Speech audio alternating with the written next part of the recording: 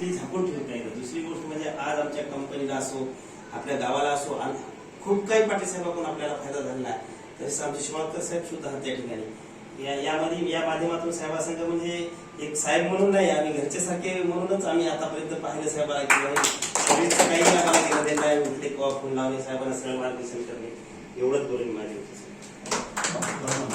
धन्यवाद शामरावजी. मला वाटते त्यांनी थोडक्यात सांगितलं, पण खूप चांगले विचार या ठिकाणी साहेबाबद्दल व्यक्त केले. आणि बोलता बोलता त्यांनी सांगितलं की साहेबाला मंडळ कृषी अधिकारी असताना तालुका कृषी अधिकारी याच्या समोर साहेब मला वाटते यानंतर साहेबाला आपल्या गावाच्या वतीने मी शुभेच्छा सुद्धा देतो की यानंतर साहेब 100% टीओ म्हणून तालुका कृषी अधिकारी या ठिकाणी साहेब बोलता शब्द निघले. तर यानंतर अगाव कृषी उत्पन्न बाजार विषय ठिकाणी आज कार्यक्रम आहे.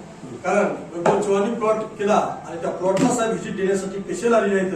ते एक युवा शेतकरी पुढे जातो त्याबद्दल सुद्धा आज, कारण आपण बोलता बोलता आपल्या एका साहेबांना सांगितलं होतं गाव गुलाबी करून फायदा नाही, आम्हाला गुलाबी नोटा सुद्धा आल्या पाहिजे. तर त्यामध्येच आपण कृषी प्रधान देश असल्यामुळे शेतीतूनच आपण प्रगती करू शकतो. तर आज आपल्या शेतकऱ्याने एक पाऊल पुढे टाकलं तर त्याच्याबद्दल या ठिकाणी आपण आपले विचार मांडू. चांगल्या प्रकारचा सुंदर आणि चांगल्या प्रकारचा योग तिथं म्हणतात की तालुक्याच्या ठिकाणचे अधिकारी एका शेतकऱ्यांच्या विचारांच्या धारणेमध्ये येत असताना मला वाटते सर्वप्रथम तुमचं गावकऱ्यांच्या वतीनं आणि माझ्या वतीनं आपण कौतुक करतो. पाटील साहेब या कार्यक्रमाच्या निमित्तानं उपस्थित आहेत. आमचे शिवाळकर साहेबांच्या गावातले आघाडी ग्रामपंचायतीचे सन्माननीय उपसरपंच, आघाडी आमचे सहकारी मित्र दिलीपरावजी बोथरा साहेब, आघाडी मधुकररावजी कदम साहेब, दयानजी कदमजी, बाबुळकरजी, त्याचबरोबर माजी उपसरपंच आणि शिक्षण समितीचे अध्यक्ष शामरावजी, दिगंबररावजी, मारुतरावजी आणि या कार्यक्रमाचं सूत्रसंचलन आणि गावांच्या पुण्याही कार्यक्रमामध्ये निर्विधी भाग घेऊन त्या कार्यक्रमाची रूपरेषा बनावी असे माधवरावजी आणि ज्यांच्या शेतामध्ये हा कार्यक्रम तुम्ही पाहण्यासाठी आला तर ते आमचे वैभव नाही तर आमच्या गावाचेच नाही, ते हिंगोली जिल्ह्याचे वैभव आहेत आणि ते वैभव पाहण्यासाठी खरं तर योगायोग आहे की अनेक प्रकारचे विचार तुमच्याकडूनच आम्ही घ्यावा असा विचार वाटला होता. पण दादानी मांडता एक विचार अतिशय मूल्यवान या ठिकाणी विचार मांडला होता. मला वाटते माधवरावजी मी पडूनही या विषयामध्ये त्यावेळेस आपल्या महिला दुर्गादेवीच्या माध्यमातून साप्ती आपण प्रांगणामध्ये उभे होते, उपस्थित होते. दादा तिथं मी स्पष्टपणे म्हटलं होतं. त्यानंतर मी म्हटलं होतं की बाबा फोन लावत असताना साहेब मी कधी काही सांगतो विशुद्धा मारत असताना तणनाशक ते कुजल्यानंतर त्याचं जे काही सेंद्रिय खत तयार होते किंवा त्याच्यामध्ये कर्म तयार होते हे सुद्धा अति महत्वाचा ह्या गोष्टी मधातून कुठे भेटत असतात. पण हे भेटत असताना मला वाटतं दयानभाऊ सुद्धा तुम्हाला म्हणतो हे कार्यक्रम जर महिलांना आणि तरुणांना आणि तणनाशक पासून काय पाहिजे होतं असं जर गावकऱ्यांच्या वतीने सामुदायिक ठिकाणी जर घेतला तर त्याचा बेनिफिट नक्कीच आम्हाला मिळेल. वैभव आपण या ठिकाणी संधी देऊन आमच्या ग्रामपंचायतला येऊन भेट दिल्याबद्दल मी तुमचं कौतुक करतो आणि असेच तुमचे कार्यक्रम होत असताना तालुक्यात नाही तर जिल्ह्यावर सुद्धा तुमचा एक योग ही अपेक्षा या ठिकाणी व्यक्त करतो. गावकऱ्याच्या वतीनं आणि बऱ्याच काही योजना आपल्या या ठिकाणी दृष्टिक्षेप टाकलेला आहे. यानंतर मला वाटते आमचे कर्तव्यदक्ष कृती साहेब शिवाळकर साहेब त्यांनी सुद्धा मला सांगितलं की इतके दिवस ड्युटी केले पण आम्ही कुठेही या ठिकाणी बोललो नाही, भाषण केलं नाही. सुरुवातीला आम्ही मंदिरापाशी कार्यक्रम घेतला आणि सुरुवातीला त्यांना स्टेज डेअरिंग दिली आणि तिथं त्यांनी कार्यक्रमाला बोलायला सुरुवात केली. मला वाटते इथूनच एक वक्ते प्रमुख वक्ते होऊन एक चांगल्या प्रकारे त्यांनी सुद्धा शेतकऱ्याला मार्गदर्शन करत राहावं या ठिकाणी आपले विचार मांडण्यासाठी शिवाळकर साहेबांना विनंती करतो. मी जास्त वेळ घेत नाही, पण आता दादा म्हणले की जर्मनच्या मांडण्यातलं ते करू नये ते करू नये ते करू नये, हे खरंच सत्य परिस्थिती आहे. पण समोरचं कोणी ऐकायला तयार नाही. इव्हन माझी मिसेस मी तुम्हाला किती जरी म्हणलं की असं नको करू तसं, पण त्यांचे इतका फॅट झाला की तुमचे सगळे जग खायला आपण कसं 100% आहे ना. तुमचं जर मातीच्या भांड्यातलं जर तुम्ही केलं ना त्याच्यात 100% प्रोटीन 100% आणि तुम्ही जे कुकर मध्ये जे खाता त्याच्यात 0%. मी सर ट्रेनिंगला होतो औरंगाबादला, तिथं असाच विषय निघाला. तिथला एक कलेक्टर त्याच्या मित्र सोन्याच्या भांड्यामध्ये काय की कशामध्ये काय, फक्त मला जे खायचं आहे मला तू मातीच्या भांड्यात खरंच आपण कशासाठी करावं काय करावं आपल्याला समजणार झालं. धन्यवाद साहेब. खरंच मला वाटते या ठिकाणी साहेब स्पष्टोक्ती झाल्याबद्दल त्यांच्यासाठी जोरदार या ठिकाणी बोलतोय. तुम्ही असंच रोखोक बोलायचे की आपण इथं बोलायला असं म्हणायचंच नाही. यानंतर ज्यांच्या अध्यक्षतेखाली आजचा कार्यक्रम होत आहे आणि खरोखरच एका युवा शेतकऱ्याला चांगली साथ देण्यासाठी साहेबांनी सुद्धा वेळात वेळ काढून आली.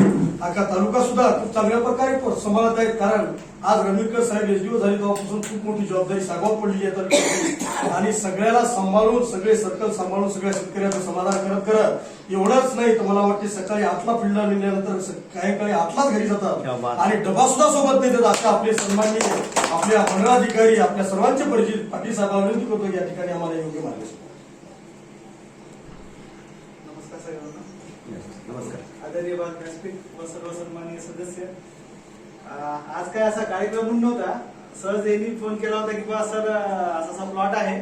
मला व्हॉट्सअपवर मेसेज वगैरे केले होते की सेंद्रिय शेती मार्फत मी असा हरभरा लावला, बेडवर लावला. आपल्या इथं कसं आता नवीन बेडमध्ये सोयाबीनवर बरेच जण लावलेत. हरभऱ्यामध्ये आणखी तेवढं प्रमाण नव्हतं आणि त्याचा सेंद्रिय पदार्थ आणखी जास्त तेवढी वापर आणखी सुरू झाली. त्या अनुषंगानं मागच्या आठवड्यात यायचा बेत होता, मात्र आमच्या मिटिंग आणि याच्यामुळे काही येणं जाणं शक्य नाही. आज फायनल केलं आणि इथं बदल डायरेक्ट शेतात जायचं आमचं होतं. ते म्हणजे 2 मिनिटं का होईना आपल्या इथं येऊन जावं.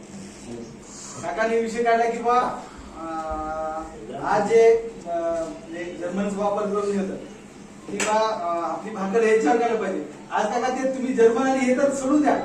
आज कृषी विभाग म्हणण्यापेक्षा जागतिक लेवलला हे जे वर्ष आहे हे जागतिक तृणधान्य खावं, तृणधान्याची लागवड करून त्याचा वापर करावा ही सांगण्याची वेळ आली. म्हणजे तृणधान्य म्हणजे काय की बाबा तुम्ही भाकर खा. भाकर असू द्या, बाजरी असू द्या, आपलं भगर, दुसरं नाचणी, हे जे आपले जुने पारंपरिक जे आपण तृणधान्य वापरत होतो तर हे जागतिक वर्ष डिक्लेअर केलं. जागतिक वर्ष प्रत्येक महिन्यामध्ये प्रत्येक ठिकाणी कार्यक्रम घ्या आणि तुम्ही आज भाकर खा. ते नंतर भाजायचं आणि नंतर दूर झालं. म्हणजे खाण्यासाठी भाकर खाण्यासाठी तुम्ही आज बघितलं समजा मातीचं हे काढलं मटक्यामध्ये. तुम्ही आज सिटीमध्ये जा किंवा कुठे जा, नांदेडमध्ये बरेच ठिकाणी ते करण्यासाठी भांडे विकण्यासाठी आले आणि बरेच लोक आज याचं अनुकरण करतात. बाहेर गेल्यानंतर तुम्ही बघा कोणता धाबा असू द्या तिथं तुम्ही स्पेशली भाकर किंवा चुलीवरचं जेवण ह्या गोष्टी मागायत आणि त्यासाठी जास्त पैसे गेले. असं नाही की ते कमी गेले, जास्त पैसे. फक्त आता आज कसं आहे, आज जे तृणधान्य आहे आपण फक्त भाकर आणि हेच केलं तर त्याच्यावर प्रक्रिया तयार करून पहिला आपल्या याच्यामध्ये खरवडे हे ते तयार करायचे, त्याचे पदार्थ सांगायचे. आता राहिला विषय सरांनी म्हणले की बाबा जास्त मोठ्या लोकांना आल्यानं सांगला विषय ते नंतर होता. आज आपण फक्त कसं आहे आम्ही डायरेक्ट फील्डवर जायसाठी होता. म्हणजे आज म्हणजे रबईजला येऊन बसून काही मार्गदर्शनाचा काही विषय नव्हता.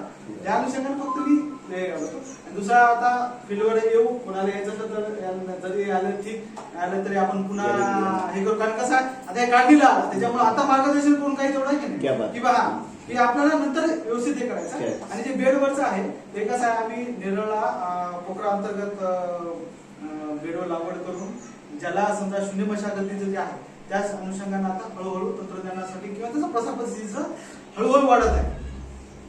कोकणमध्ये आमचे माजी तालुका कृषी अधिकारी श्री देशमुख सरांनी हरभरा तसंच केलेला आहे. त्यांनी सुरुवात केली यावर्षी. आता हळूहळू त्याचं होईल का त्यांनी सोयाबीन लावलं ते सेंद्रियच नाही. आता कसं आहे प्रत्येकाचा एक बेस राहते. यांनी त्याच्याप्रमाणे जाणार, कोणी दुसऱ्या पद्धतीने करणार. कारण कॉम्बिनेशन आणि आपल्याकडे दुसरं कसं आहे यांनी केलं म्हणून तुम्हाला लगेच त्याचा फायदा होणार नाही. आपल्याला आपल्या कंडिशन नुसार कसं बदल करता येईल. कारण आंब्याच्यासाठी पण नवीन आहे आणि मी तुम्हाला एकदम म्हणणार नाही की तुम्ही एकदम मोठ्या प्रमाणात करा. आपल्याला छोट्या छोट्या पद्धतीने त्याच्यावर जावं लागणार आणि आम्हाला त्याची बारकावे आणि तुम्हाला बारकावे बघूनच ते आपल्याला मोठ्या प्रमाणात त्याची प्रसिद्धी आपल्याला येते.